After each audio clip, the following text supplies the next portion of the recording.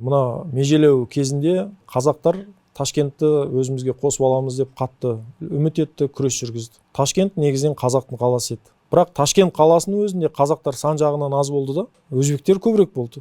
Ал бірақ Ташкент қаласының айналасындағы аумақтың бәрінде негізінен қазақ халқы өмір сүрді, қазақ халқы басымдыққа ие болды, және Ташкент қаласы қазақтың кезінде саяси астанасы болды. Төле би және ұлы жүздің хандары отырған жер. Ал бірақ орталық басқаша шешім қабылдады. Расында да өзіңіз де айтасыз ғой, Ташкентпен бірге миллионға жуық қазақ кетіп қалды деп. 900 мың қазақ қалған. Ең қатты айтысып Ташкент мәселесіне күрескен Сұлтанбек Қожанов ағамыз. Одан кейін барып қазақ халқының Ташкент орталығы болу керек дегенді тек қана қазақтар жақтаған жоқ, оны қырғыздар қолдады қазақтарды. Бұл мәселеде түркмендер қолдады.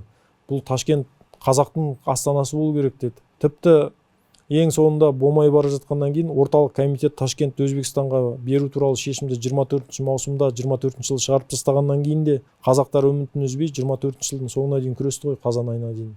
Бірақ 24 жылы 14 қазанда саяси бюрода бұл мәселе қаралып, нүктесі қойылды, Ташкентті Өзбекстанға берді.